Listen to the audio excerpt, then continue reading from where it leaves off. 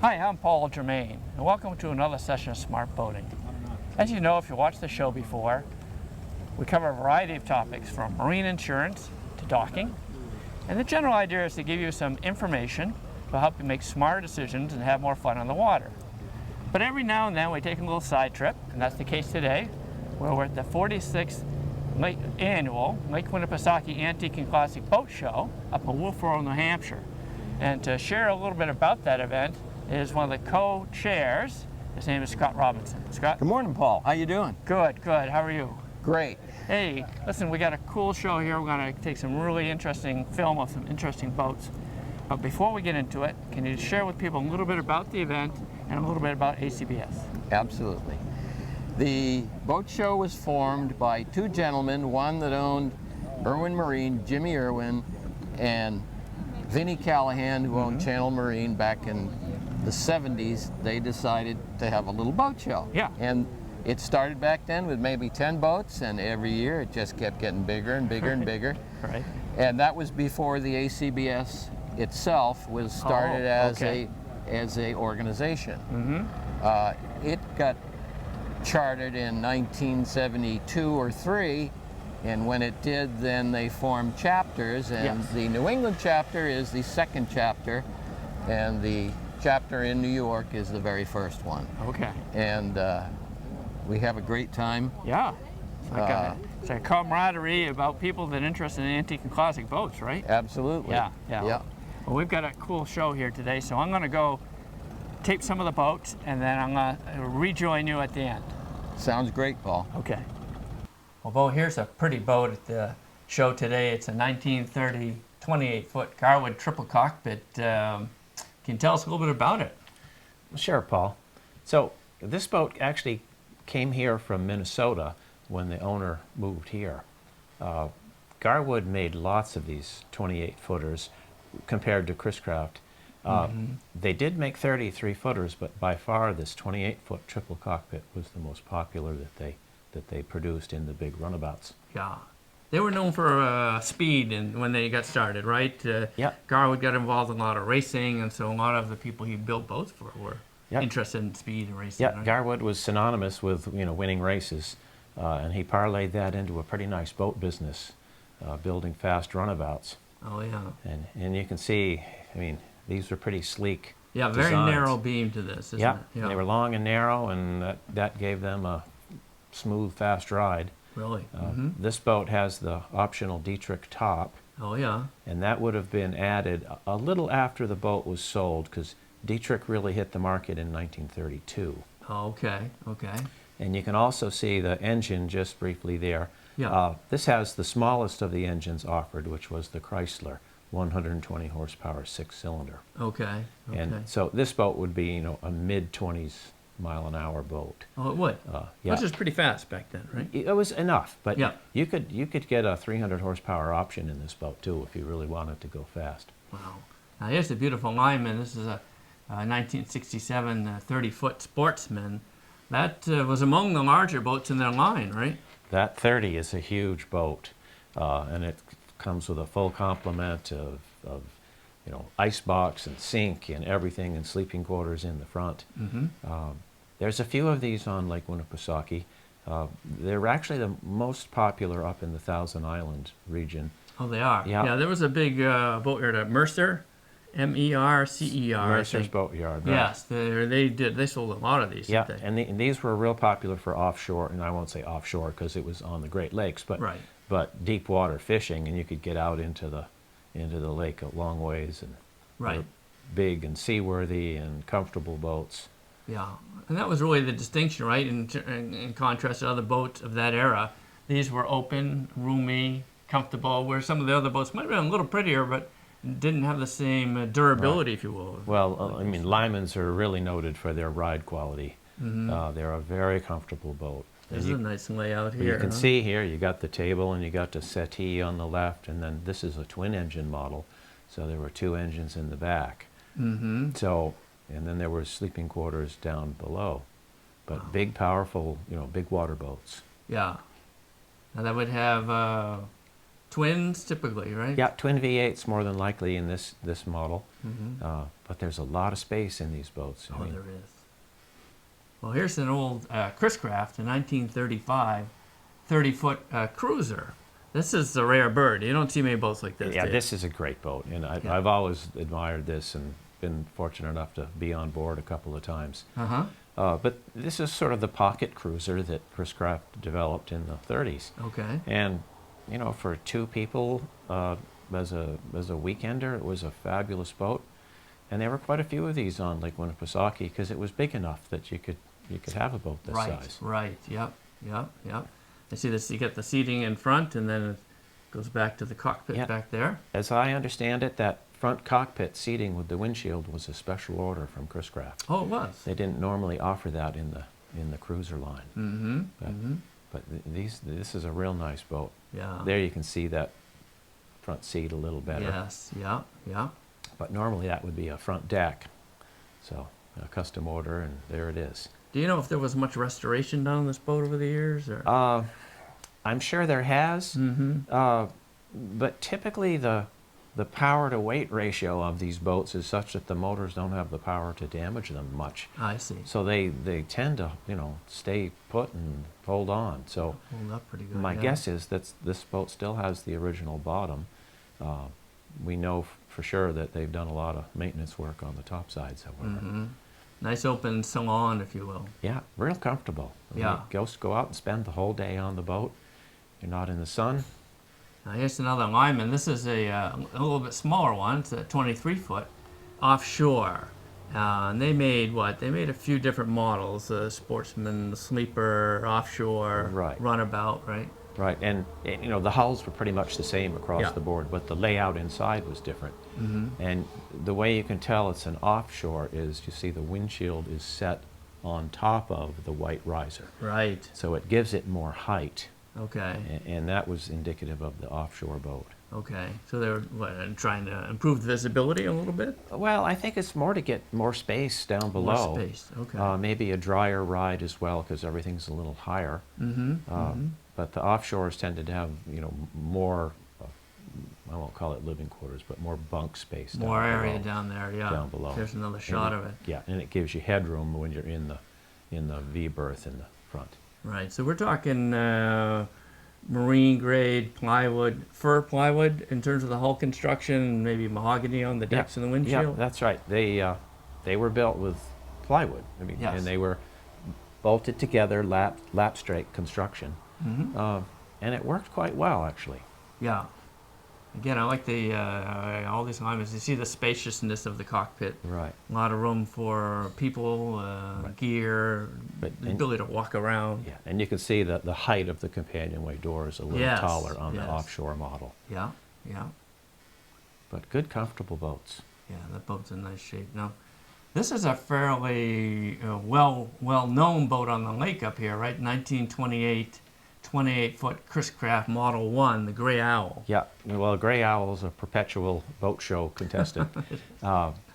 And they almost always win the most original award. Original bottom, original sides, original decks, original engine. They have the original cushions still from 1928. Oh. Just a real nice original boat. Mm-hmm. And I did hear some comments this year from a couple of people that have been coming to the show for years, and they said, this boat never changes. Yeah. So it's indicative that this family takes great care of their Super boat. well maintained, huh? Yeah. But this was not the smallest, but the most popular small triple.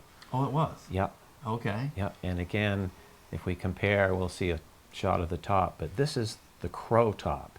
Oh, So okay. this is the period correct top on this boat. Mm-hmm. The owners tell me that they indeed got that top with the boat when it was new. Oh, they did? Yeah, Wow. yeah, and it's a little different than the Dietrich style. I particularly like this better because getting in and out of the boat with the top on is easier. Oh, it is. Okay. And there again is that same Chrysler Mm-hmm. engine that we saw in the 28-foot Garwood. It's like original iron in there. Yeah, it certainly is. Mm-hmm. And then the rear seat, and they've got their old number plate from the Oh, years yeah. gone like by. the old days, right? And actually, to note is that globe. That was a beauty. There's another Chris Craft. This one's a 1941, and it's a day cruiser.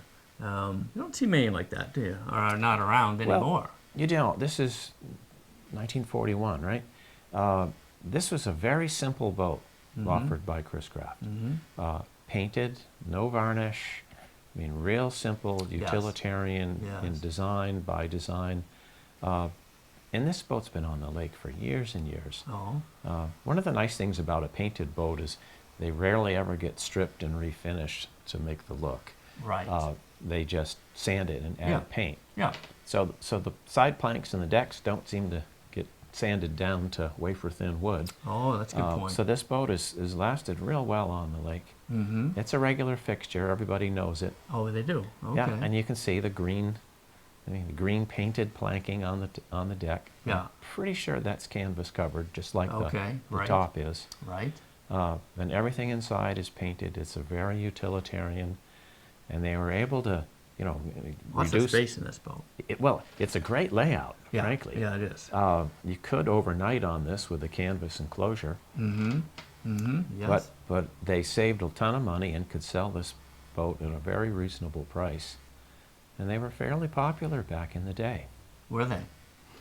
Yeah. I can see how someone could bring a family or a group of friends out, and Right. just a very easy boat to live with. I mean, being painted, you wouldn't mind taking the dog with you.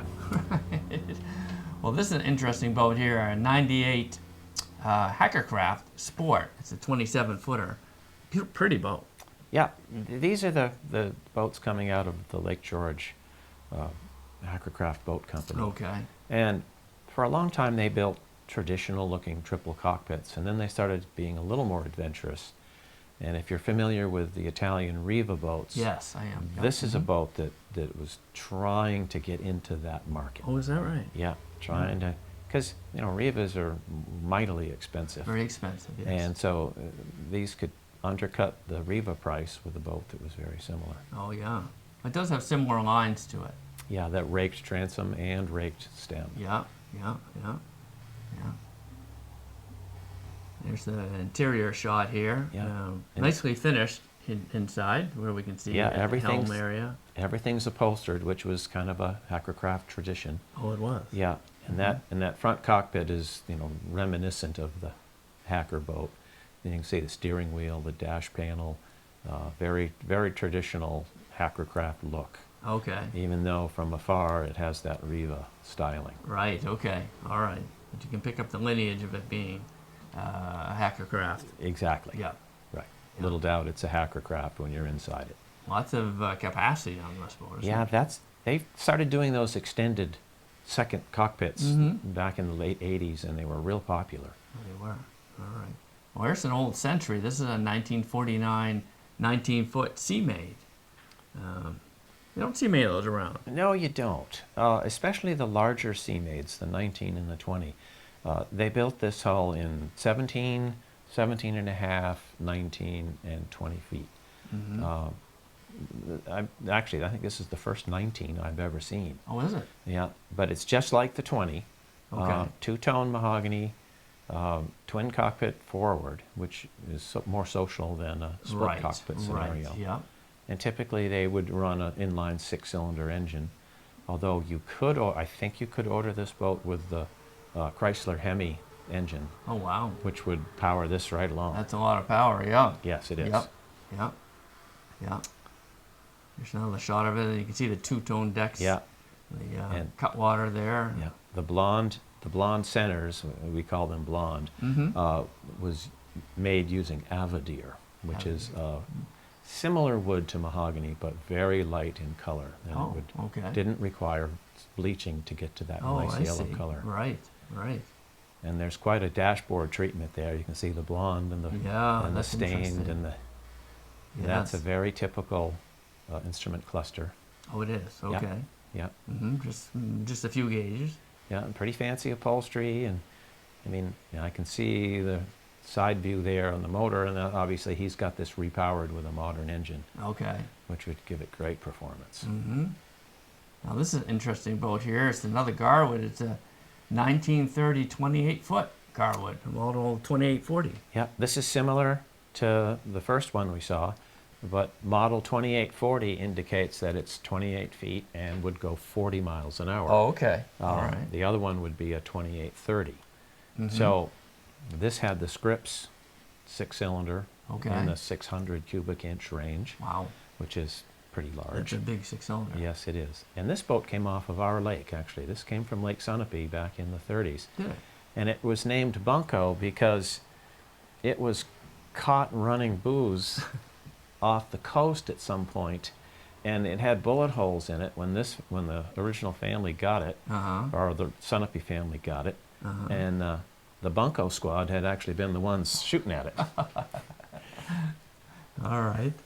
Again, a narrow beam, kind of a straight upright windshield on this. Yeah. Kind of a curvature to the deck as you look at it. Yeah, it's a real nice boat, and the fellow that owns it really does take care of it. Yeah. And you can see when you've got the larger engine, you've got the fancier dash panel as well. Consolidated 5-gauge cluster. Oh, yeah. Yeah. He still has the original wheel and steering wheel controls. Oh, horn really? button. Okay.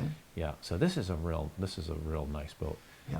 And he's a perpetual winner, prize winner at the shows. Yeah. Yeah. Yeah. Let's get the aft cockpit there. Yeah, and that's typical of the 30s. Now here's a little Lyman. This is a 28-foot, 1963. Kind of a traditional look to it, right? The white hull and the red bottom paint, and I mean, you can tell a Lyman, half a mile away, because yes. Whether it's a 16-footer or a 30-footer, they all share that same line, the same bow angle and lapstrake sides. The little ones, were real popular in the smaller lakes. Again, more of a utilitarian, not a sport boat.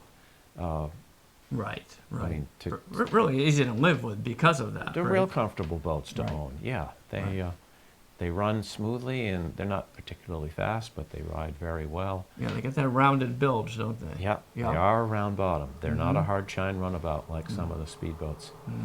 And Lyman used plywood, so you're going to see plywood decks here. Okay. And then this does have the companionway hatch on the deck, so I'm not sure if it has a small V-berth underneath there or not. That would make sense, yeah. But typically they would do that. But just nice boats, and they usually always had the tops, so you could get out of the sun, spend the whole day out on the lake. Right. Just very nice, comfortable boats. Yeah.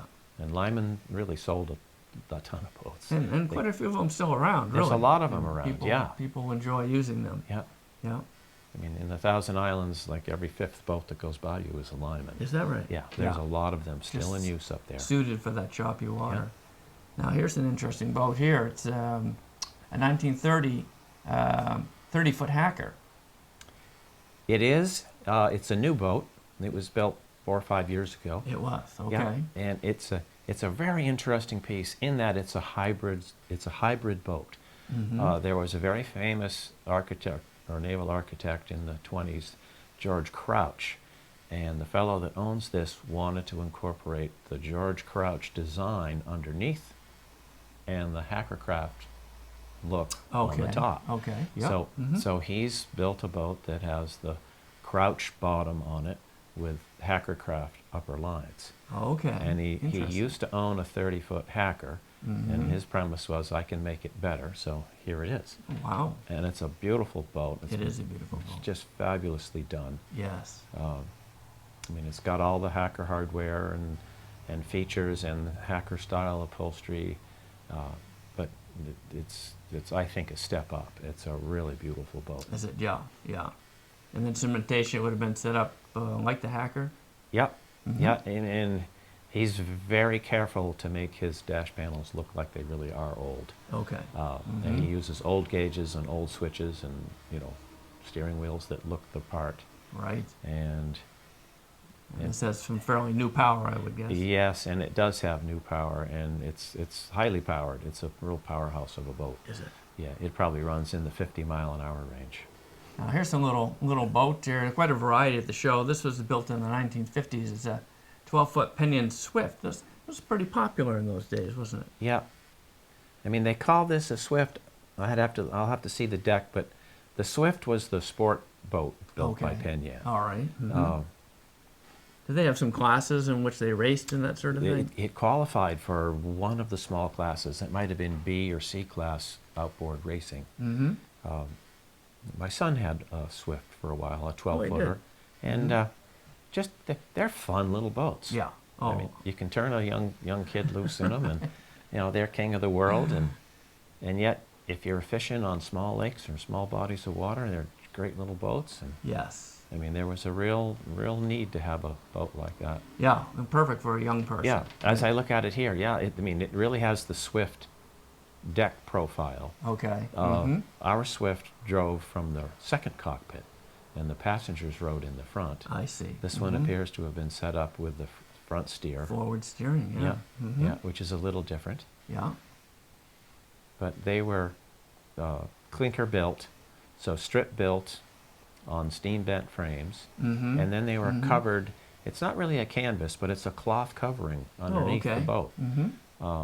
What was that for? Just Well, increased durability? made it watertight. Watertight, Yeah. okay. Yeah, and so they wouldn't have the leak issues when they were trying to swell it up, and so. Yeah. And some guys put pretty big motors on those. Speaking of big motors, here's a pretty interesting boat at the show, 17-foot Hondos. And these were built in California in that era. Yeah, I'm not really familiar with all of the flat bottom boats, but Hondo is a name that I think almost anybody recognizes as a go-fast boat. Yes.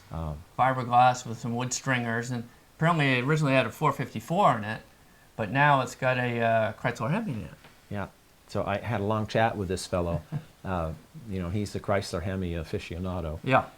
Knows a lot about them, so I figured I could learn something from him. Yeah. But he's done a great job setting this boat up. He started it for us, and it runs great and sounds beautiful. I believe this one was used for ski racing, where they'd tow a skier behind and race the boats. Yeah. In California, they would have the race to Catalina Island, towing a water skier. Yes, I'm familiar with that. And oh my God, they'd go 100 miles an hour towing a water skier if they could. Yeah. And I guess it's a 35 mile run out and back. So We can make it pretty quickly in a boat like this. I guess so, yeah. This is all hopped up. It's got you can see the triple carburetors on there and the dry exhaust. And yeah. it's just two people up front here. Yeah, it's a two-passenger. Two-passenger. And the power runs forward to the V drive, which is between the two front seats. And then the shaft runs down all the way under the boat. So they get a low shaft angle.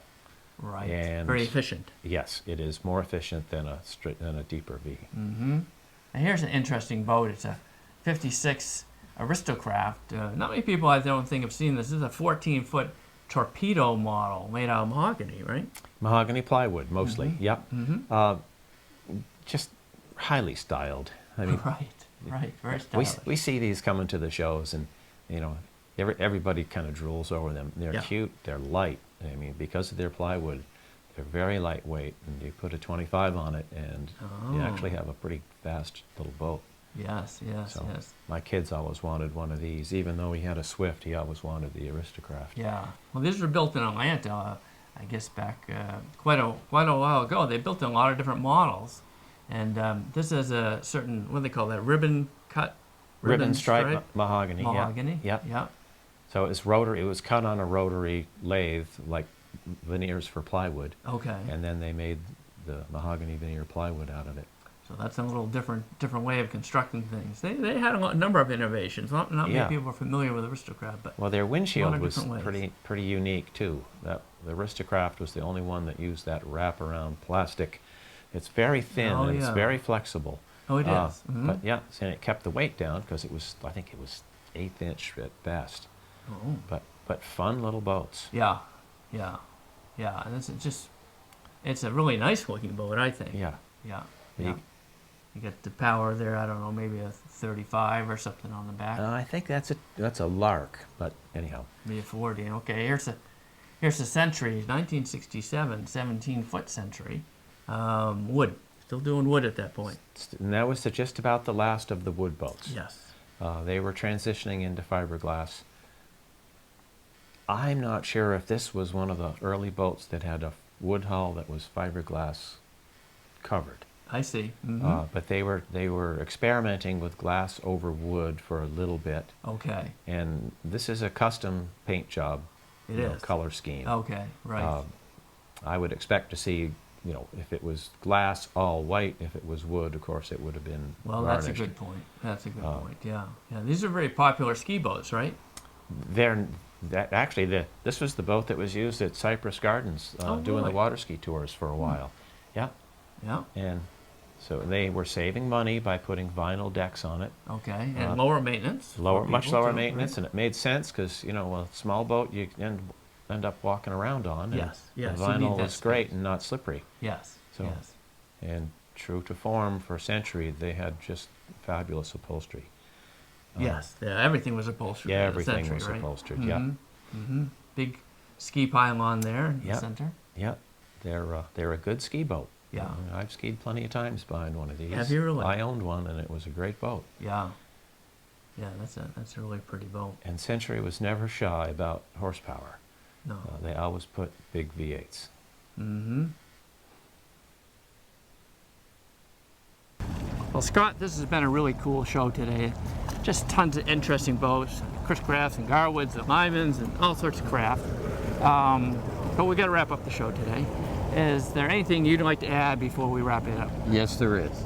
I would encourage everybody to go to the ACBS website, which is acbs.org, and then they can get information on when the events are, Yeah. and come and visit the event. Participate, yeah. Yes, and maybe get involved further. Oh yeah. Yeah. That sounds like a lot of fun, and yeah, that's the best way to go, right? Absolutely. Get engaged, learn more about it, Yep. go from there. All right. Get a boat ride. Nice to meet you, Paul. Thank you, Scott. And thank you, Smart Boating viewers, for watching today. If you got comments or questions, please visit us on the website, www.smartboatingus.com. Thank you.